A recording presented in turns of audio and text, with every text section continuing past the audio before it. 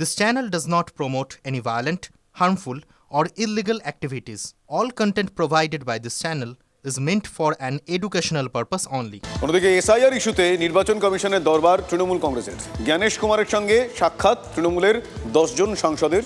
মুখ্য নির্বাচন কমিশনারের কাছে একাধিক প্রশ্ন রেখেছেন তৃণমূল সাংসদরা।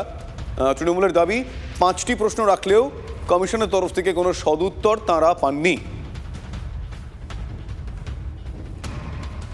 এই যে এসআইআর প্রক্রিয়া শুরু হয়েছে সেটা কি শুধু ভুয়ো ভোটার বাদ দেওয়ার জন্যে, নাকি অনুপ্রবেশকারী তাদেরকে বাদ দেওয়ার জন্য? তাই হয় তাহলে শুধু বাঙালিদের ওপর বেছে বেছে ভাবনাগুলো পুট করা হচ্ছে কেন?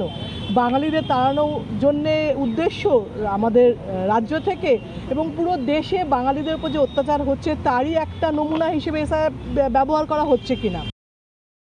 অফিসে গেল না সে তো গেছে, যেতে বলুন না তাদেরকে। এসআইআর নিয়ে যেতে বলেছে, তাদেরকে শুধু একটাই প্রশ্ন করুন, যে সমস্ত প্রতিনিধি দল গেছে কারা কারা আছে, আমার নাম জানেন কারা কারা গেছে। ডেরেক ওব্রায়েন গেছে, আর তার সাথে অন্যান্য গেছে। প্রথমে 10 জনকে জিজ্ঞেস করুন, আপনারা এবং আপনার পরিবারের লোকেরা কি এসআইআর ফর্ম ফিল আপ করেছেন না করেননি, নাকি আপনারা নিজে ফর্ম ফিল আপ করে, ঠিক যেরকম মুখ্যমন্ত্রী এবং তার পরিবারের লোকজন করেছে, ফর্ম ফিল আপ করে অন্য লোককে ভরকাচ্ছেন যে এসআইআর ফর্ম ফিল আপ করবেন না। তো আপনারা ফর্ম ফিল আপ করছেন, আবার এসআইআরের বিরোধিতা করছেন। এর আগে তো সুপ্রিম কোর্টে গেছিলেন, কপিল সিব্বলের মতো নামি দামি ভারী উকিল লাগিয়েছিলেন, তারপর তো সুপ্রিম কোর্ট থেকে হেরে ফিরেছেন। তো আপনারা নিজেদের স্ট্যান্ডটা তো ক্লিয়ার করুন, কি করতে চাইছেন। একদারে বলছেন নাম কি, আমি জলে নামবো, আমার বেনি ভিজবে না, আমার যেমন বেনি তেমন রবে। তো এটা তো চলতে পারে না।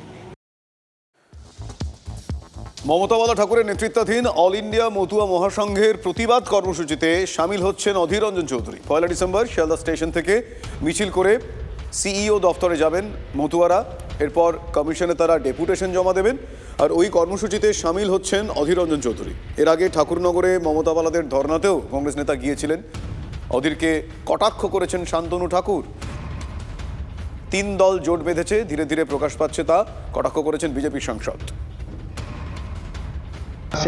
সেই সভাতে, সেই পদযাত্রাতে আমি থাকছি, কারণ তারা আমাকে বলেছে।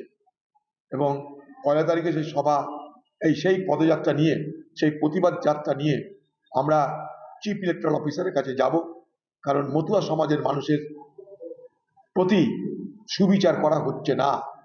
টিএমসি তাদের ভোটে যেতে, বিজেপি তাদের ভোটে যেতে, অথচ তাদের ভোট দেওয়ার অধিকার নিশ্চিত নয়। এর থেকে দুর্ভাগ্য কিছু হতে পারে না। তাই আমিও তাদের সঙ্গে সহযোগী হয়ে সেই পদযাত্রায়, সেই প্রতিবাদ যাত্রায় অংশগ্রহণ করতে মনস্থির করেছি।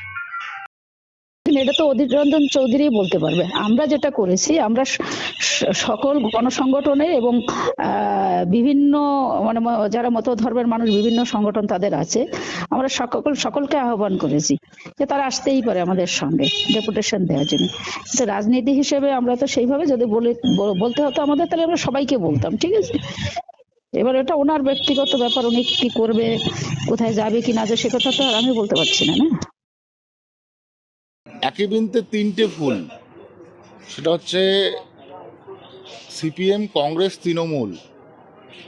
এবং এই 3টে যে একত্রিত আন্ডার অ্যালায়েন্স করছে, সেটা সম্পূর্ণ প্রকাশ পাচ্ছে। ওরা একসাথে এবার করতে শুরু করবে, এটা অস্বাভাবিক কিছু নয়, সমস্ত কিছুই স্বাভাবিক।